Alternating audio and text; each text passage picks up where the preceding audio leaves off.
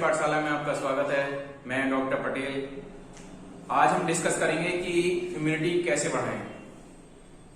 जैसा कि हम देख रहे हैं कि हमारे चारों तरफ इस समय, और हमारे चारों तरफ ही क्या पूरे विश्व भर में एक कोविड महामारी का एक गंभीर रोग चल रहा है, जिससे यही सुनने में आ रहा है कि जिसकी इम्यूनिटी स्ट्रांग होगी वही सक्षम है इससे लड़ने के लिए। तो इसी को देखते हुए हमने आज एक टॉपिक का चुनाव किया है कि अपनी इम्यूनिटी या कहें कि प्रतिरोधक प्रणाली को कैसे स्ट्रांग करें।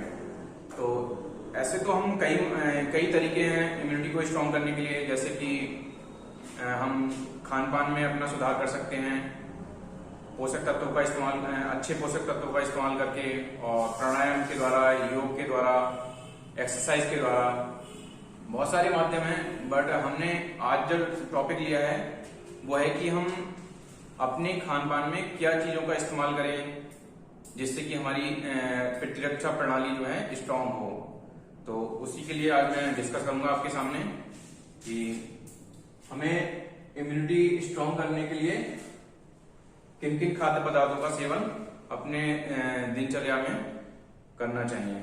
सबसे पहले मैं बताना चाहूंगा आपके लिए कि गार्लिक, लहसुन के लिए हमें अपने खाने में क्यों प्रयोग करना चाहिए। इसमें प्रचुर मात्रा में manganese, fibre, vitamin B6 and vitamin C होता है। ऐसे तो हम गार्लिक को हम सामान्यतः सभी परिवारों ने देखा है कि सब्जी, दाल वगैरह सभी में यूज होता है, बट हम इसको भून कर खा सकते हैं या किसी और चूर्ण के रूप में इस्तेमाल कर सकते हैं। हमें किसी न किसी रूप में लहसुन को अपने खाने में जो है इस्तेमाल करना चाहिए। और अब ये बताना चाहूंगा कि टर्मरिक, हल्दी जो एक होता है स्ट्रॉन्ग एंटीऑक्सीडेंट होता है। दोस्तों, एंटीऑक्सीडेंट के बारे में हम किसी और वीडियो में डिस्कस करेंगे कि ये क्या होते हैं, इनका कार्य क्या होता है हमारे शरीर में। बट हमें ये जानना जरूरी है कि एक हल्दी जो होता है वो एक स्ट्रॉन्ग एंटीऑक्सीडेंट होता है। हल्दी को हम यूं तो हम हमारी सब्जी, दाल वगैरह सभी में यूज होता है, बट हल्दी को हम दूध के साथ भी ले सकते हैं। और बहुत सारे लोगों को जो है दूध सूट नहीं करता है, पाचन क्रिया ठीक से, गैस ज्यादा बनती है, सही से उसको पचा नहीं पाते हैं पाचन क्रिया। तो इसके लिए हम जो है गुनगुने पानी के साथ या सामान्य पानी के साथ में इसको घोल के ले सकते हैं। तो हल्दी को भी जरूर हमें शामिल करना चाहिए अपने खाने में। और आगे बताना चाहूंगा दोस्तों, लेमन, नींबू जो है विटामिन C, फाइबर और पोटेशियम का बहुत ही अच्छा सोर्स होता है, जिसमें विटामिन C जो है बहुत ही अधिक मात्रा में होता है। विटामिन C का हमारे शरीर में बहुत अच्छा एक यूज होता है। विटामिन C एंटीऑक्सीडेंट की तरह भी वर्क करता है और शरीर की और अन्य क्रियाओं में, रासायनिक अभिक्रियाओं में पार्टिसिपेट करके हार्मोन्स, एंजाइम को फॉर्मेशन में काफी हेल्प करता है। आगे मैं बताना चाहूंगा दोस्तों कि जिंजर, अदरक को भी हमें अपने खाने के लिए अवश्य ही इस्तेमाल करना चाहिए। अदरक का भी हमारे रोग प्रतिरोधक क्षमता बढ़ाने के लिए या कहें इम्यूनिटी को स्ट्रांग करने के लिए बहुत ही अहम रोल अदा करती है। बताना चाहूंगा दोस्तों कि अदरक में पोटेशियम, विटामिन B6 और मैग्नीशियम, आयरन और विटामिन C जो है काफी सही मात्रा में होती है।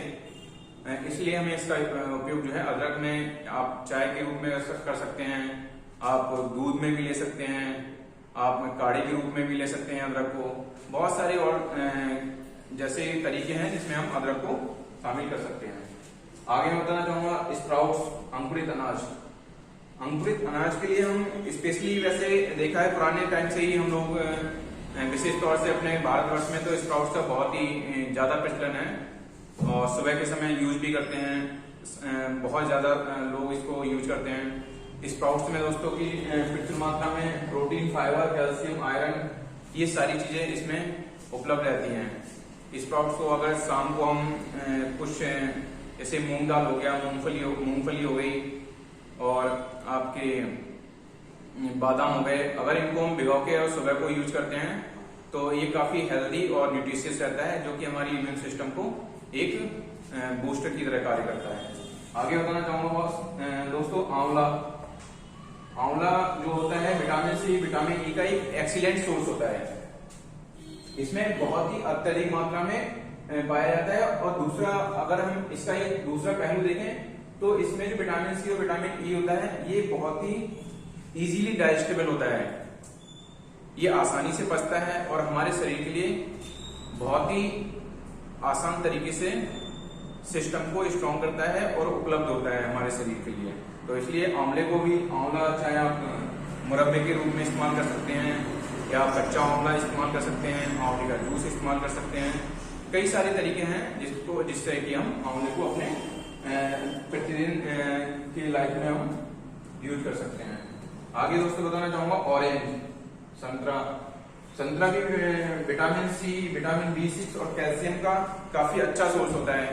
और विटामिन सी का तो सोर्स होता ही है, एक थोड़ा सा एक संतरे के साथ में ये रहता है कि ये सीजनल फल है, तो सीजन में ही अवेलेबल रहता है। तो संतरे की जगह हम और बहुत सारी विटामिन की जो विटामिन सी का जो सोर्स है उनको इस्तेमाल कर सकते हैं। अगर हमारा सीजन ऐसा है कि हमें और संतरा अवेलेबल है तो संतरे का भी प्रयोग हमें करते रहना चाहिए। आगे मैं बताना चाहूंगा कि कीवी ऐसे हमारे सामान्यतः हमारे यहाँ तो नहीं पाया जाता है, ये एक्सपोर्ट ही किया जाता है। तो आगे तो विटामिन सी और फाइबर और सोडियम का काफी अच्छा सोर्स होता है। जैसे कि हमने अभी ऊपर देखा कि सोडियम का अभी हमारे पास कोई सोर्स नहीं था, बट हमारे जीवन में सोडियम का एक महत्व होता है प्रतिरक्षा प्रणाली को बढ़ाने में और उसको स्ट्रॉन्ग करने के लिए। तो सोडियम का काफी अच्छा सोर्स है कीवी। आगे बताना चाहूंगा सिनेमम, दालचीनी कहते हैं हम इसको। दालचीनी में पोटेशियम और फाइबर, आयरन और कैल्शियम की काफी अच्छी मात्रा होती है। दालचीनी को ज्यादा पूरे विश्व भर में लगभग हमने देखा है कि सभी देशों में ज्यादा से ज्यादा यूज किया जाता है। और दालचीनी का सोर्स है मसाला। बेसिल, तुलसी में काफी अच्छी और मात्रा में होता है पोटेशियम, प्रोटीन और विटामिन सी होता है।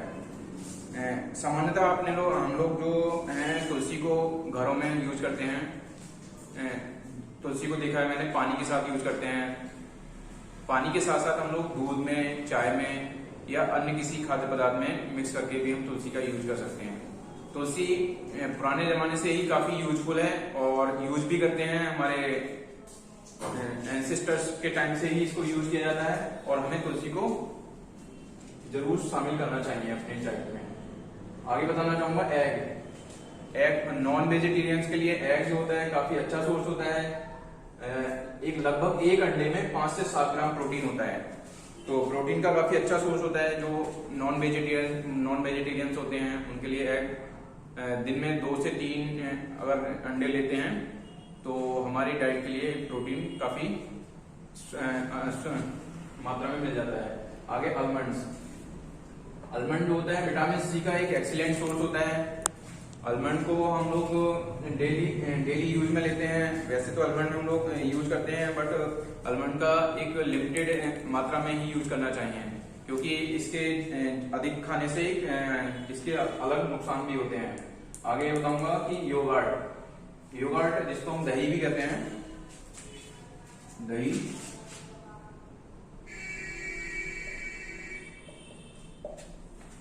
दही में दोस्तों लैक्टोबैसिलस नाम का बैक्टीरिया होता है।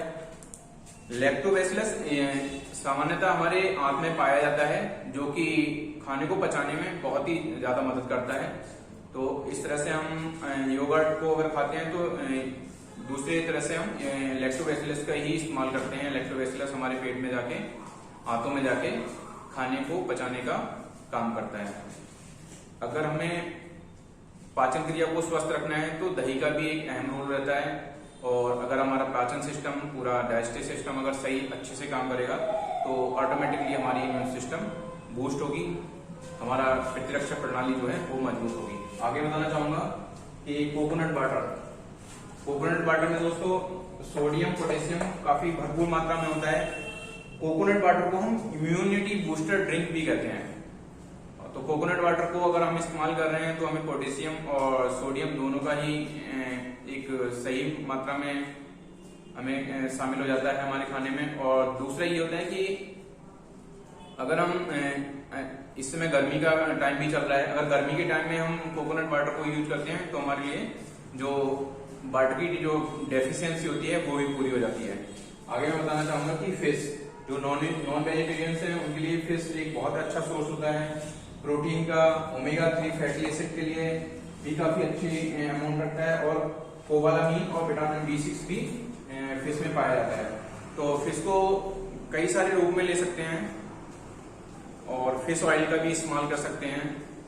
तो फ्रेंड्स, ये सारा जो हमने आज डिस्कस किया है, ये सारे अगर हम किसी ना किसी रूप में अपने खाने में अगर इस्तेमाल करते हैं और हमारा सिस्टम एक बैलेंस अमाउंट में सारी चीजों को अगर अपने यूज में, अपनी साइकिल में प्रयोग करता है, तो ये सारे सिस्टम को बहुत सुचारू रूप से चलाएगा और हमारे इम्यून सिस्टम को बूस्ट करेगा। प्रतिरक्षा प्रणाली जो है हमारी स्ट्रॉन्ग होगी, और प्रतिरक्षा प्रणाली ही हमारी एक ऐसी प्राथमिक चीज है जो गॉड गिफ्ट है कि जिससे कि हम किसी भी रोग से आसानी से लड़ सकते हैं और किसी भी रोग को हम चैलेंज दे सकते हैं अपने इननेट इम्यूनिटी के द्वारा।